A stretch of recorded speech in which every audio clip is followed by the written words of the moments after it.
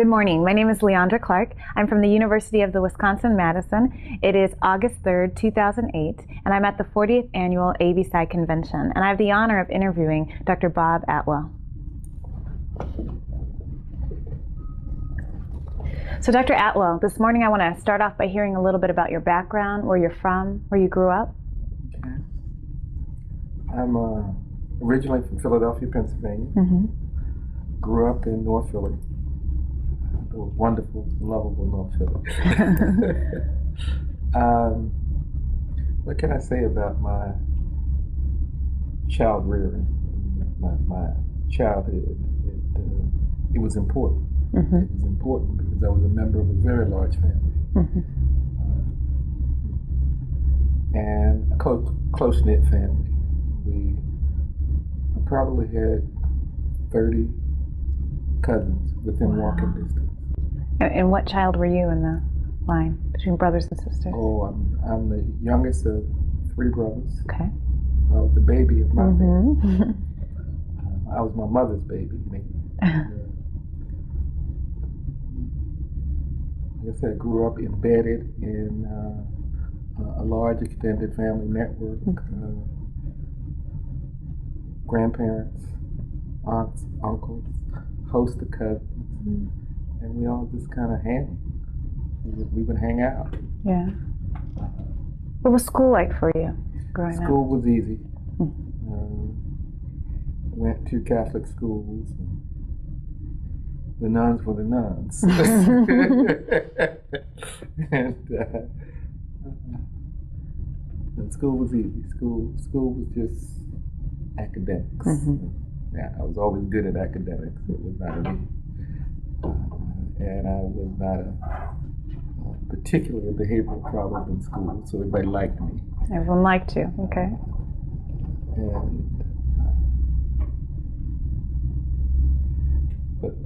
And so my life was organized around family and social activity with friends. And I just did my schoolwork, and lo and behold, I got through.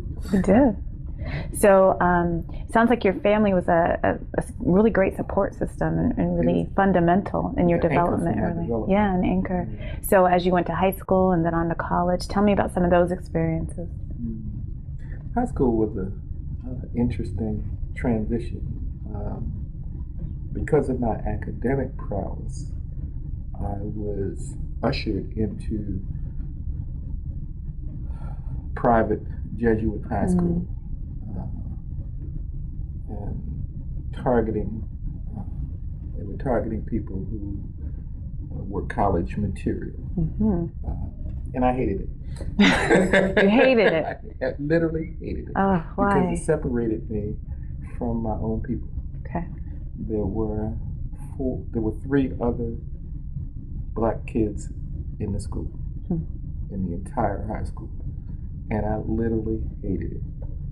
Stayed there 2 years and then quit. So I don't want to do this. What'd you do? I needed more contact with my own people. Right. I needed to be with black people. So how did you get with black people? Pardon? How did you get with black people? After leaving, after quitting, where'd you go? I went to another school that had a much significantly higher population of black folks, many more folks from the neighborhood. And so that I was more comfortable interpersonally. And it wasn't that I didn't get along with people. I was one of the favored people in my class. Those first 2 years of high school, everybody wanted to be my friend, and I just didn't like them. I didn't have anything in common with them. They were all the sons of doctors and lawyers, and pretty wealthy business people. And I was a child of hardworking, minimally educated colored folks. So as you advanced in your education, considering your background, what were some of the supports you received as you went to college, grad school? Well, I went to college on scholarship.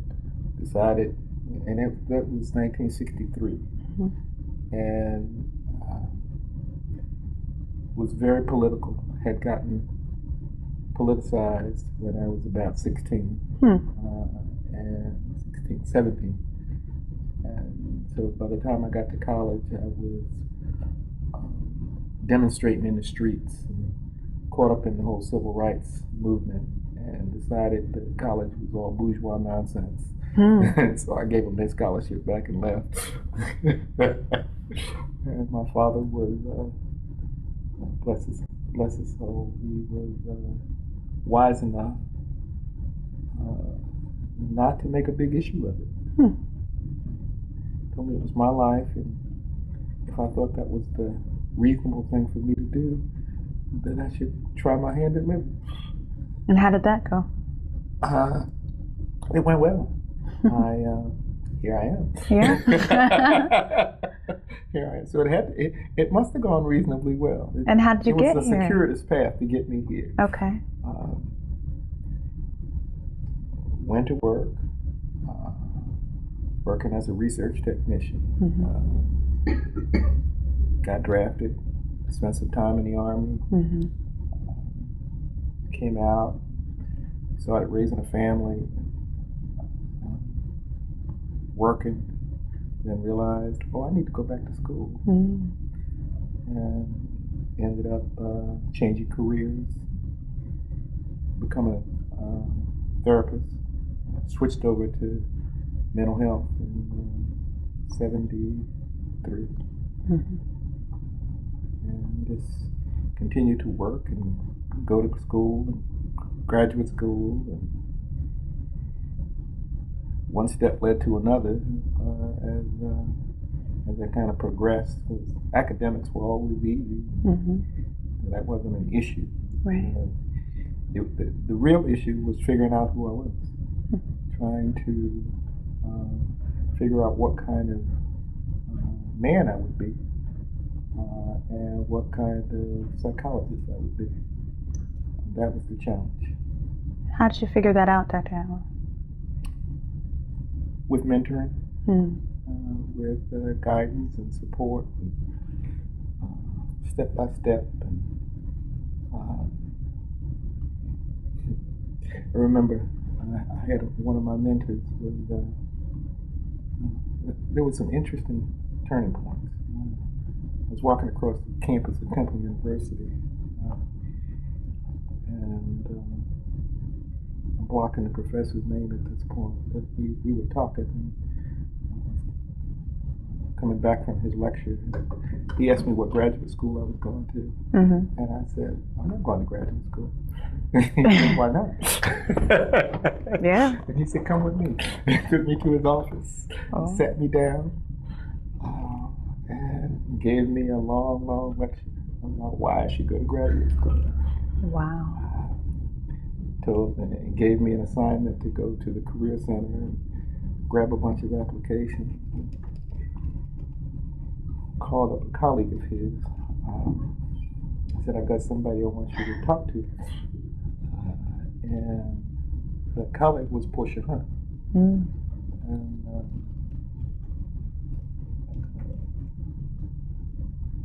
Portia was a member of ABPsi. Okay. I called her up and said, I need you to talk to this young man. Wow. So he doesn't think he should go to graduate school. And what did she tell you? Go. Go and go now. Go fast. Go and go now. And you listened? She took me to a function that ABPsi was having, that Delaware Valley ABPsi was having, a graduate school recruitment function. And I sat down and talked to representatives from 30 or 40 graduate schools.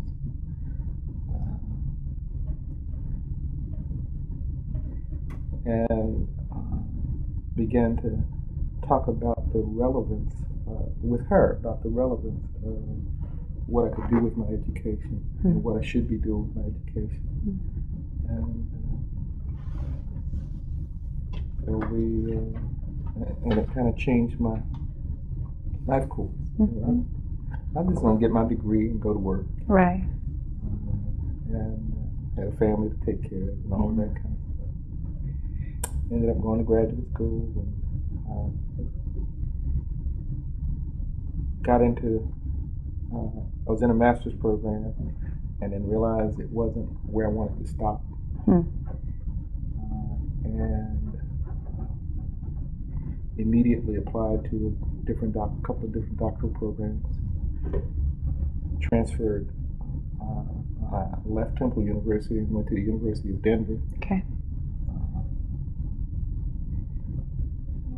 Got my doctorate at the University of Denver and just kind of continued my personal development. I figured out who I was and what I wanted to do and how I wanted to be a psychologist. And ABPsi was a part of that transition and that growth and that change. So your involvement started as a kind of a student, and you were exposed to ABPsi, and it sounds like kind of pulled aside and told that you needed to go to, that it was a necessity, and that really kind of pushed you into higher education. And tell me how you've been sustained by the influences that ABPsi has had. It's been nurturing, nurturing and energizing, and I come to ABPsi to be rejuvenated.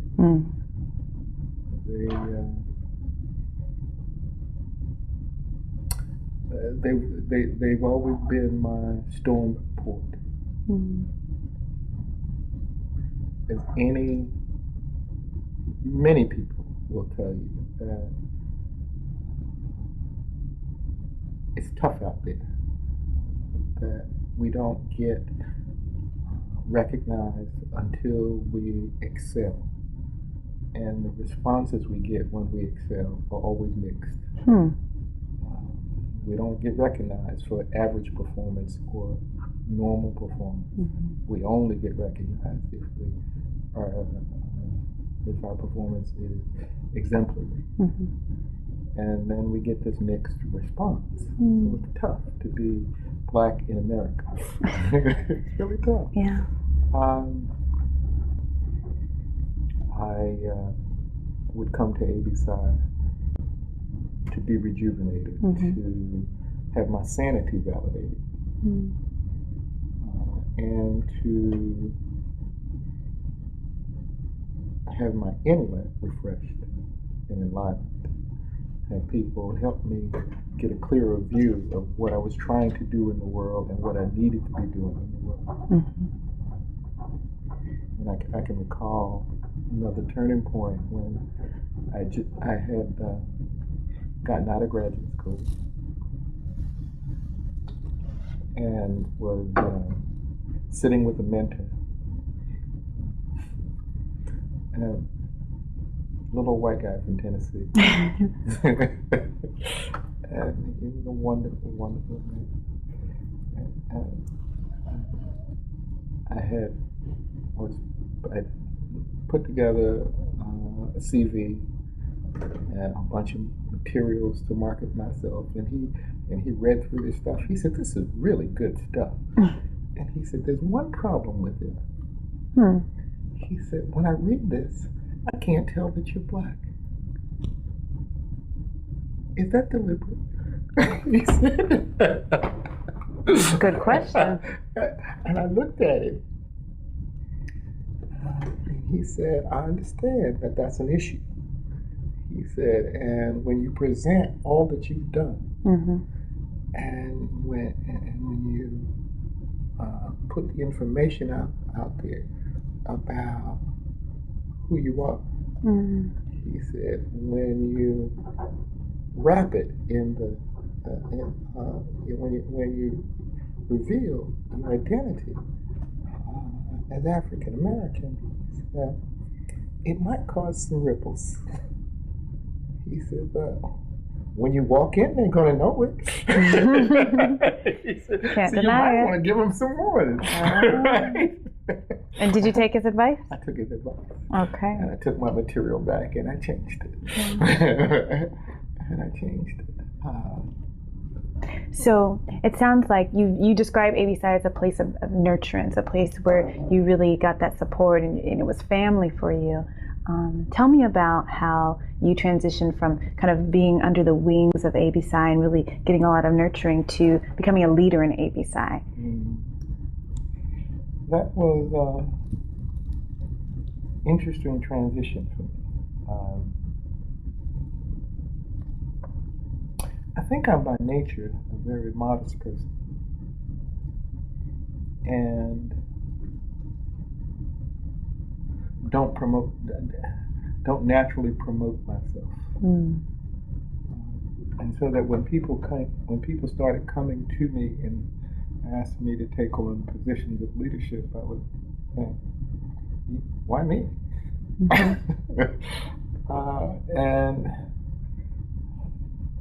And it started happening pretty early on, and initially at the chapter level.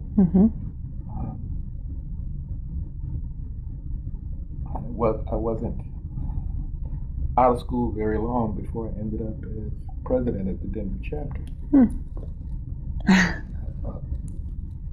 What? Well, somebody had to do it. Right.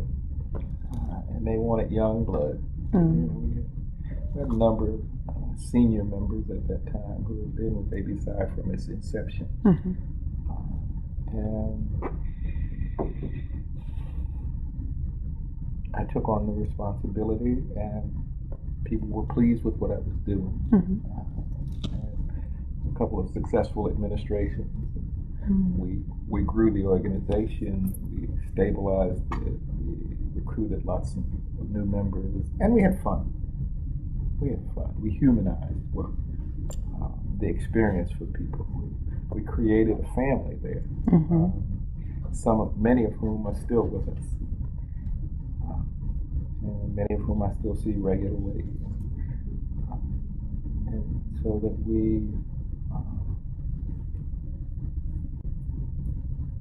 it became an experience that was just delightful. And I'm trying to remember when it was that I got pulled into administrative activities, national boards, on the national board, or on national committees. It was, I remember what happened. Samela Abdullah called me. She was on her way for a week's vacation in Colorado. Okay. And her accommodations were not ready. And so she was arriving a day before her accommodations were ready. And she called me looking for a place, looking for some guidance about what to do, about where looking for some advice about a place, a hotel or something. And I said, why don't you folks just come stay with me?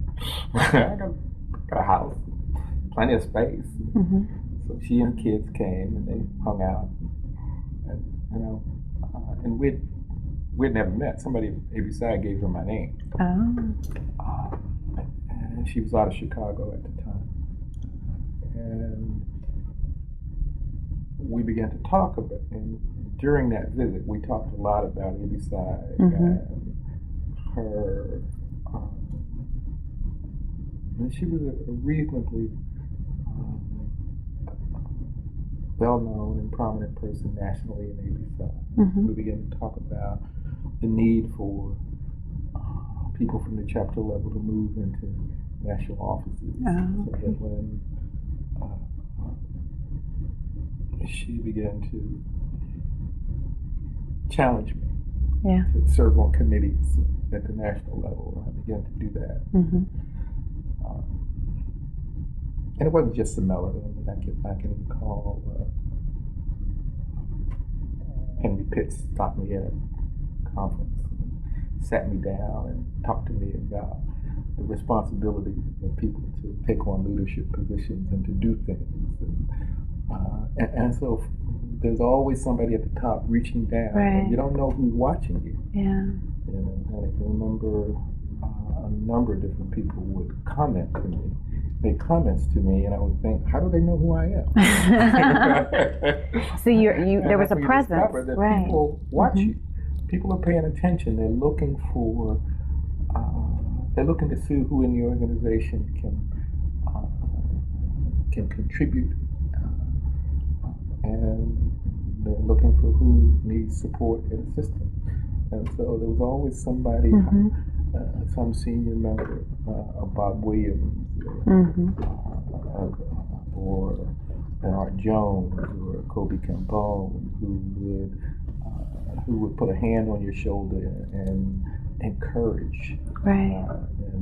And so it began with things like that. Yeah. Serving on committees, and then running for national office, becoming a regional rep.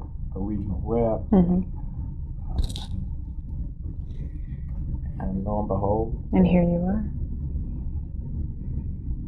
I ended up becoming president. Yeah. Whoa. This is unexpected. Wow. And I think it's because I'm not kind of ambitious, that I didn't ever expect to be president of ABPsi. It wasn't something I planned on. It wasn't something I thought about. And kind of laid out a process or a plan so that I could achieve it. It happened. Came my way. I think it was fated. And when you talk about expectations, I think of what you just shared about school. You didn't expect to go to grad school. You didn't even expect to, finish college. And the one expectation that you did have was you wanted to be a clinician. You wanted to. That was something that you were sure about. So as all these unexpected things came up, not expecting to be involved in ABPsi or to be president, how did you stay true to that one expectation that you had about working in the trenches with people, and how have you continued to do that? Well, I see my responsibility is to give back. Is to be a resource for people, because I was able to achieve things in my life and be successful because there were other people who functioned as resources for me. Okay. When and they weren't always clinicians. They weren't always. A funny story. Part of my journey through adolescence was was probably. It was pretty common for my generation and where I grew up, and maybe somewhat atypical for where I ended up. Okay. There was a period of time when most of my close friends were gang members, and I was a gang member. And I can remember one afternoon we were hanging out on the corner, and I'm sitting there. And one of the old heads came over, and he sat next to me, and he's sitting there talking, and he said, "You shouldn't be here all day with us." And this is what we have to do. He said, "You have the ability to do something different. You need to go do what you have the ability to do. We got this. You got to go get the other." Wow. And that's what he said to me. And I kind of looked at him, and he said, "We got this." He said, "You can do it." He said, "You're gonna do it." He said, "We can't do that." Wow. And what he was saying to me was that you can't not go to school. He said, "You can do this." He said, "You can do the school thing. I can't." He said, "This is what I do really well." He said, "You can do this with the rest of us. You can hang with. He said, we can't hang there. You can live in both worlds. We need you in that world." And tell us about your work in this world. Tell us about, you're in private practice now, right? I'm in full-time private practice. Have been since I came out of school. Looked at a couple of different academic positions. Have done some fair amount of teaching at the university level, but private practice, kneecap to kneecap work with people, it's what keeps me alive. It's what I thrive on. And love it. Do a lot of forensic work. I love the challenge of it. Kind of getting in court and presenting information and the adversarial nature of it. And I do well with it. I enjoy helping people. I think that's part of my what came out of my family-centered, communal upbringing. Right. I mean, I didn't realize how African my upbringing was.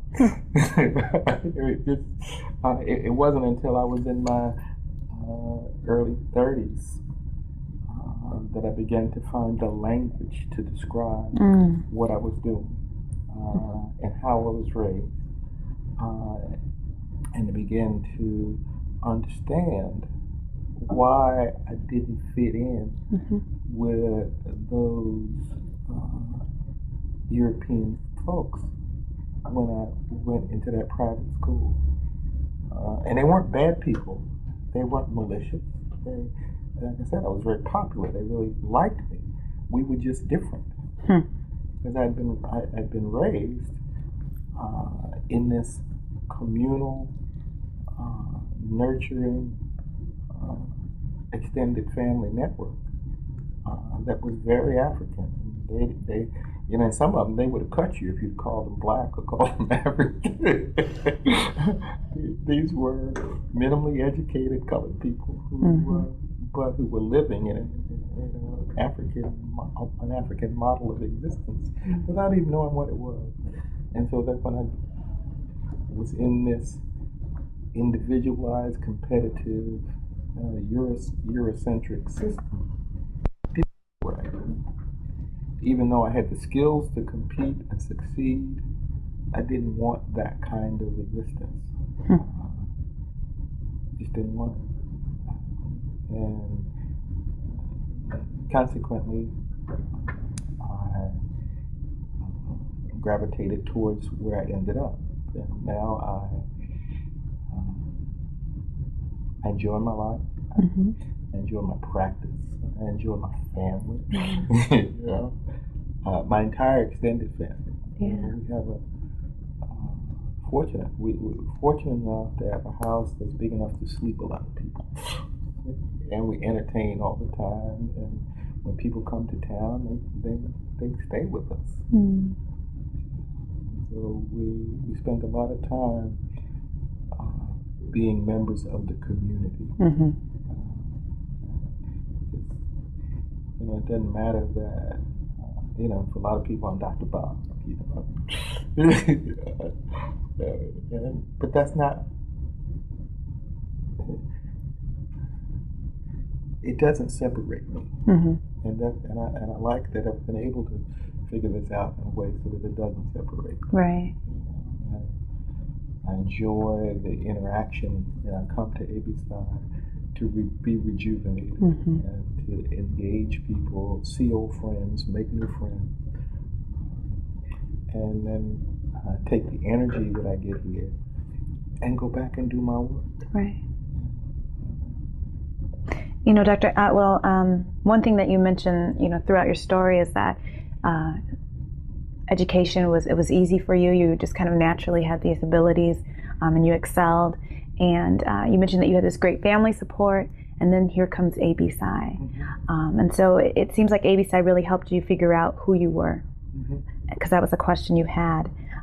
So what is your advice to young people of ABPsi and figuring out who they are and retaining it as they go into the trenches and they work with people and they go into the universities, the ivory towers? In closing, what are some words of wisdom? You have to identify how to be in integrity.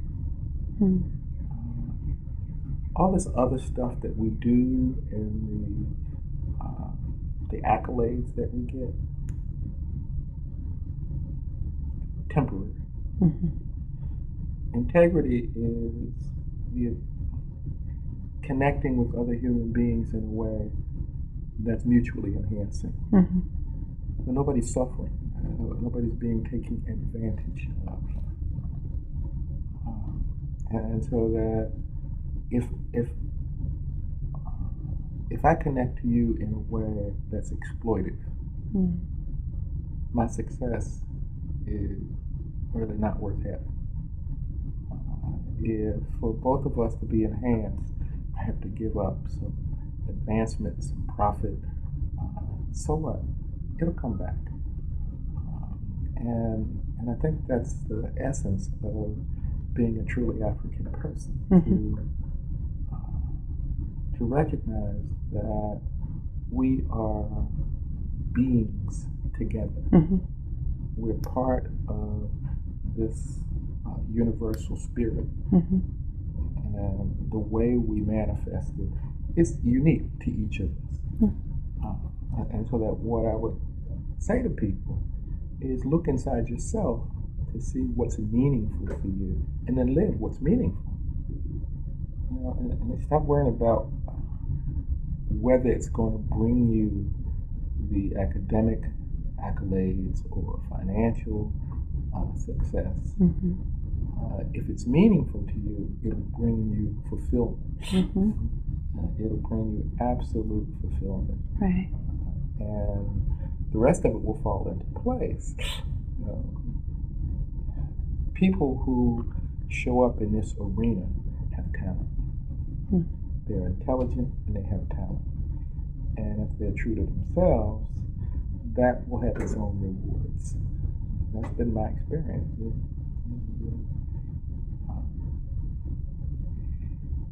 You're not going to get rich being a psychologist. Right.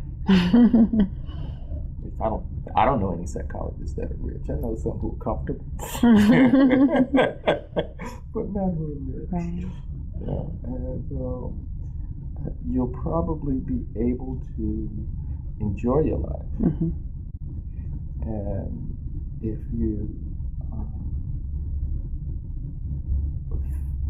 you can get in touch with a core sense of who you are and stay with that, your life will not only be enjoyable, it'll be very, very rewarding. My life's very rewarding. I have the respect of people who I love. I get to share time with people who I love, and I get to do things that benefit people I love. And that's the most important thing. Well, Dr. Atwell, thank you so much for reminding us to have integrity. I think that is really key and important. And so I thank you for your time today. It's been a pleasure interviewing you. It's been a pleasure being interviewed. Thank you. Thank you. This is Ondra Clark. I'm at the Association of Black Psychologists 40th Annual Convention, and I just had the honor of interviewing Dr. Bob Atwell. Thank you for tuning in.